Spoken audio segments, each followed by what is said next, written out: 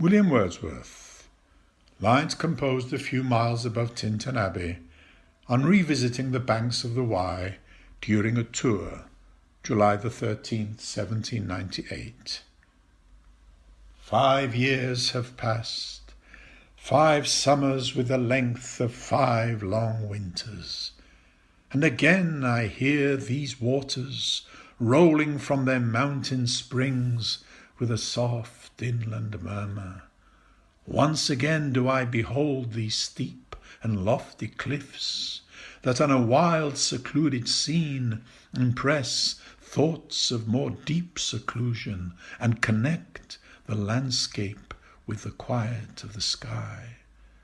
The days come when I again repose here under this dark sycamore and view these plots of cottage ground, these orchard-tufts, which at this season, with their unripe fruits, are clad in one green hue, and lose themselves mid groves and copses.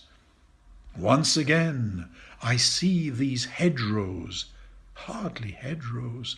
little lines of sportive wood run wild, these pastoral farms, green to the very door, and wreaths of smoke sent up in silence from among the trees,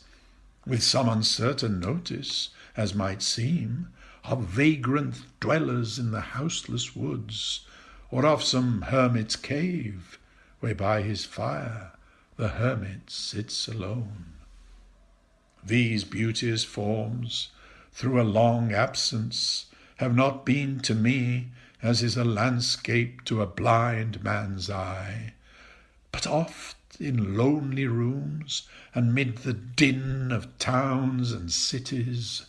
I have owed to them, in hours of weariness, sensation sweet, felt in the blood and felt along the heart, and passing even into my purer mind with tranquil restoration. Feelings, too, of unremembered pleasure,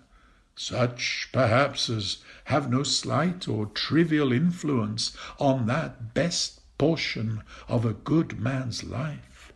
his little, nameless, unremembered acts of kindness and of love. Nor less, I trust, to them I may have owed another gift of aspect more sublime, that blessed mood in which the burden of the mystery, in which the heavy and the weary weight of all this unintelligible world is lightened, that serene and blessed mood in which the affections gently lead us on until the breath of this corporeal frame and even the motion of our human blood almost suspended, we are laid asleep in body and become a living soul, while with one eye made quiet by the power of harmony and the deep power of joy, we see into the life of things. If this be but a vain belief, yet, oh,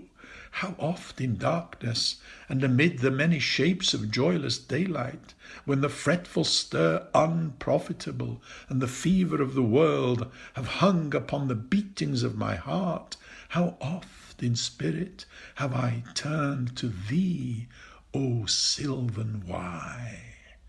Thou wanderer through the woods, how often has my spirit turned to thee. And now, with gleams of half-extinguished thought, with many recognitions dim and faint, and somewhat of a sad perplexity, the picture of the mind revives again, while here I stand, not only with the sense of present pleasure, but with pleasing thoughts that, in this moment, there is life and food for future years. And so I dare to hope, though changed no doubt from what I was when first I came among these hills, when, like a roe, I bounded o'er the mountains, by the sides of the deep rivers and the lonely streams, wherever nature led, more like a man flying from something that he dreads than one who sought the thing he loved. For nature then, the coarser pleasures of my boyish days, and their glad animal movements all gone by, to me was all in all. I cannot paint what then I was. The sounding cataract haunted me like a passion. The tall rock, the mountain, and the deep and gloomy wood, their colours and their forms were then to me an appetite, a feeling and a love that had no need of a remoter charm, by thought supplied, nor any interest unborrowed from the eye. That time is past, and all its aching joys are now no more, and all its dizzy raptures. Not for this faint eye, nor mourn, nor murmur. Other gifts have followed. For such loss, I would believe, abundant recompense. For I have learned to look on nature, not as in the hour of thoughtless youth, but hearing oftentimes the still, sad music of humanity, nor harsh, nor grating, though of ample power to chasten and subdue. And I have felt a presence that disturbs me with the joy of elevated thoughts, a sense sublime of something far more deeply interfused,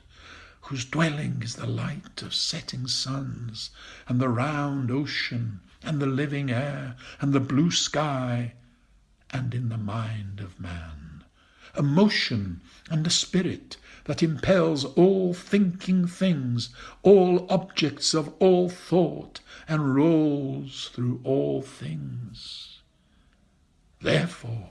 am I still a lover of the meadows and the woods and mountains, and of all that we behold from this green earth, of all the mighty world of eye and ear, both what they half create and what perceive, well pleased to recognize in nature and the language of the sense the anchor of my purest thoughts, the nurse, the guide, the guardian of my heart and soul, of all my moral being. Nor perchance, if I were not thus taught, should I the more suffer my genial spirits to decay. For thou art with me, here upon the banks of this fair river, thou, my dearest friend, my dear, dear friend, and in thy voice I catch the language of my former heart,